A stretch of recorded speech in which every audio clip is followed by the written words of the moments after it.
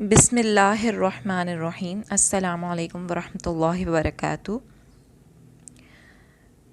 محرم کی 10ویں تاریخ کو عاشورہ کہا جاتا ہے، جس کے معنی ہیں 10واں دن۔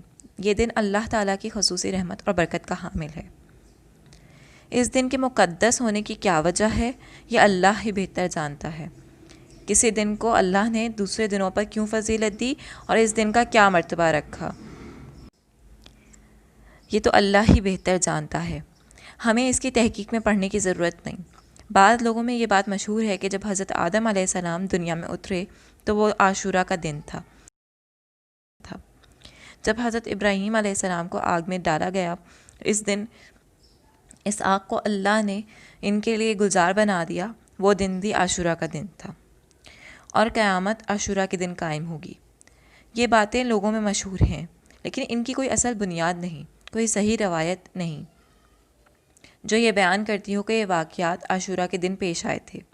صرف ایک روایت میں ہے کہ جب حضرت موسیٰ علیہ السلام کا مقابلہ فرعون سے ہوا اور حضرت موسیٰ علیہ السلام دریا کے کنارے پہنچ چکے تھے اور پیچھے فرعون کا لشکر آ رہا تھا، تو اللہ تعالیٰ نے اس وقت حضرت موسیٰ علیہ السلام کو حکم دیا کہ اپنی لاٹھی پانی پر ماریں، جس کے نتیجے میں دریا میں 12 راستے بن گئے، اور ان راستوں کے ذریعے حضرت موسیٰ علیہ السلام کا لشکر دریا کے پار چلا گیا۔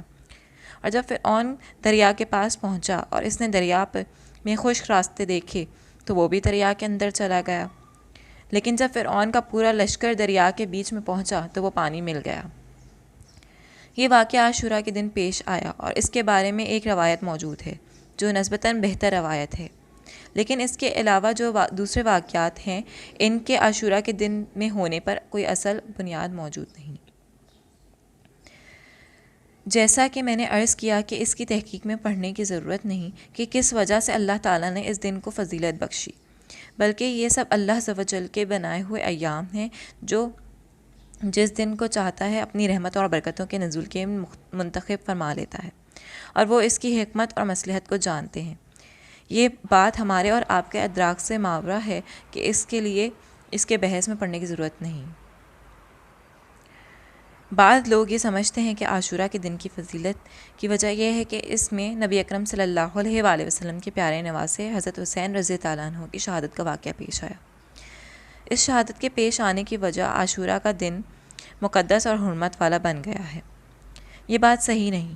خود حضور اقدس صلی اللہ علیہ وآلہ وسلم کے عہد مبارک میں عاشورہ کا دن مقدس سمجھا جاتا تھا، اور آپ نے اس کے بارے میں احکام بیان فرمائے تھے کہ قرآن کریم نے اسے حرمت کا دن اعلان فرمایا ہے۔ حضرت حسین علیہ السلام کی شہادت کا واقعہ تو حضور اقدس صلی اللہ علیہ وآلہ وسلم کی وفات کے تقریباً 60 سال بعد پیش آیا۔ البتہ اتنی بات ضرور ہے کہ جب اللہ تعالیٰ نے اس دن کو اپنی رحمت اور برکت کے لیے نزول کے لیے منتخب کر لیا تو اس دن کا مقدس ہونا اس بات کی تصدیق کرتا ہے کہ اس دن کو اس کام میں استعمال کیا جائے کہ جو نبی کریم صلی اللہ علیہ وآلہ وسلم کی سنت کے مطابق ہو۔ سنت کے طور پر اس دن کے صرف ایک حکم دیا گیا ہے کہ اس دن روزہ رکھا جائے۔ چنانچہ ایک دن حدیث میں حضور اقدس صلی اللہ علیہ وآلہ وسلم نے فرمایا کہ اس دن میں روزہ رکھنا گزشتہ 1 سال کے گناہوں کا کفارہ ہو جائے گا۔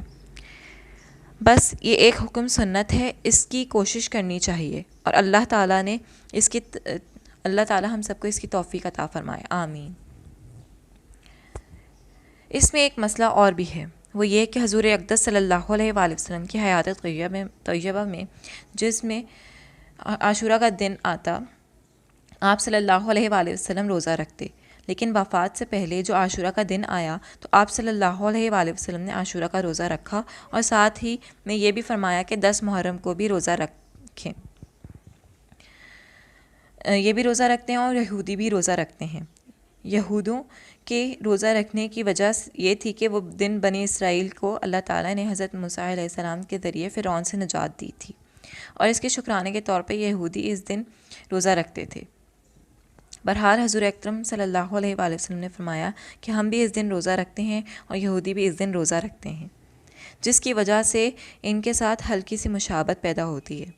اس لیے اگر میں آئندہ سال میں زندہ رہا تو صرف عاشورہ کا روزہ نہیں رکھوں گا بلکہ اس کے ساتھ ایک روزہ اور ملا کر رکھوں گا، 9 محرم یا 11 محرم کا روزہ بھی رکھوں گا تاکہ یہودیوں کے ساتھ مشابہت ختم ہو جائے۔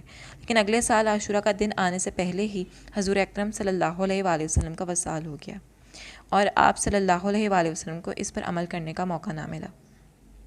چونکہ حضور اکرم صلی اللہ علیہ وآلہ وسلم نے یہ بات ارشاد فرما دی تھی، اس لیے صحابہ کرام رضی اللہ عنہ نے عاشورہ کے روزے میں اس بات کا اہتمام فرمایا کہ 9 محرم یا 11 محرم کا روزہ ملا کر رکھتے اور اس کو مستحب قرار دیا۔